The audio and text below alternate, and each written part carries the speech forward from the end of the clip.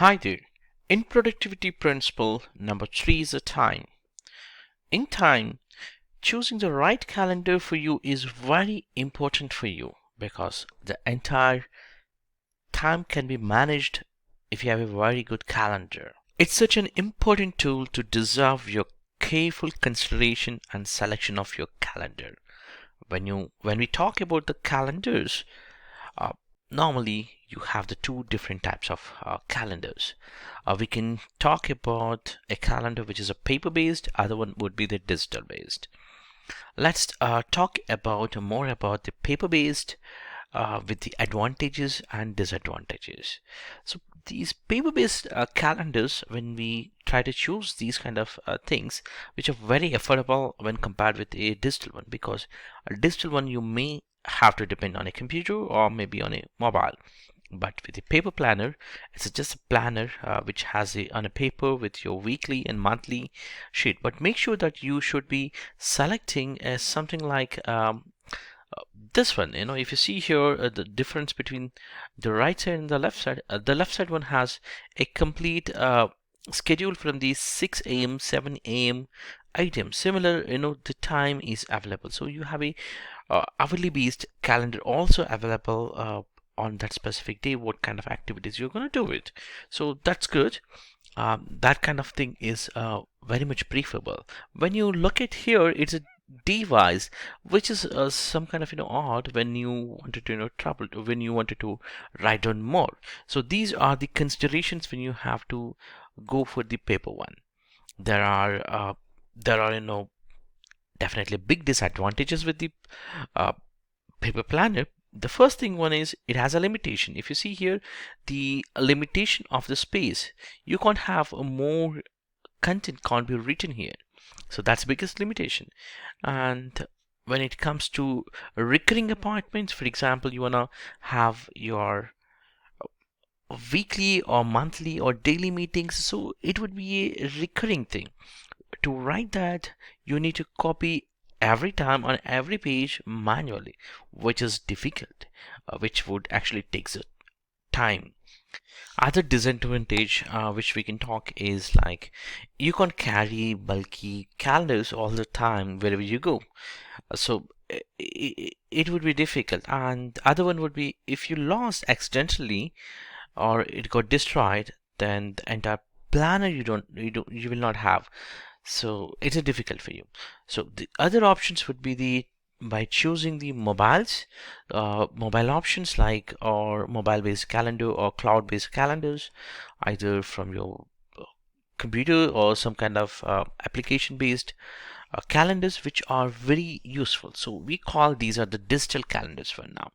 So having the digital calendars is ideal option because this calendar is a smartphone based calendar, or it can sync your calendar, the specific calendar whatever you have, for example iPhone.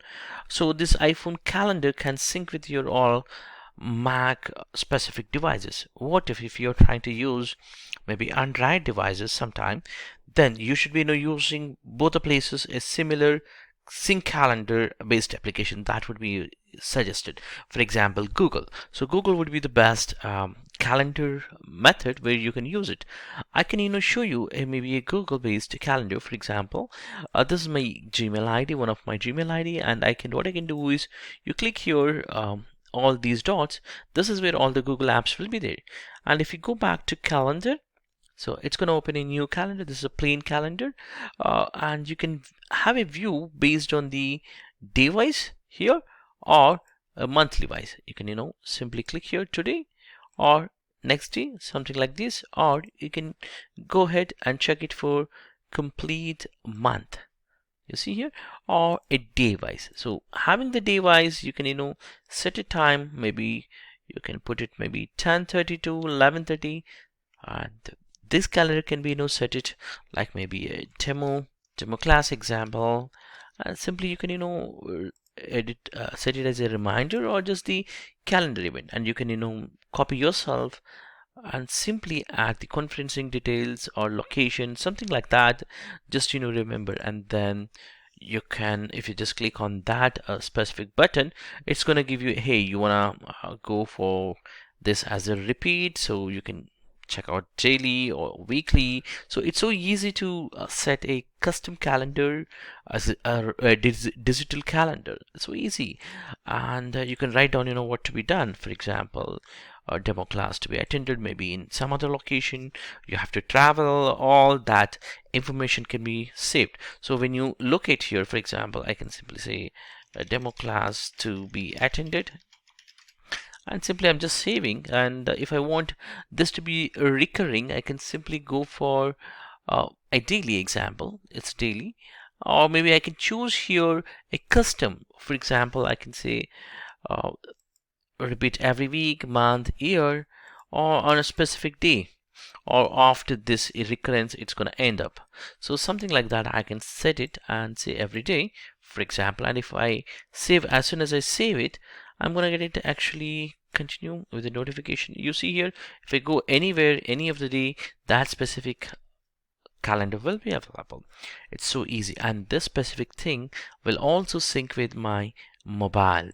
So it's so easy and very useful and very powerful. So invest time and money on very useful calendars. So in the market, there are many of the calendars, digital calendars, are available for you. So the option you choose for your digital calendar is completely up to you. I just have given an example for the Google Calendar. You may be a big fan of iCalendar, which is from Apple, or maybe you're a big fan for Outlook. You have in Outlook also different calendar methods, or the similar view can be done. Just to be sure which you choose something which is fast and easy to access for you, and it should be more portable to you so that you can carry all the time, and you should be able to make updates quickly.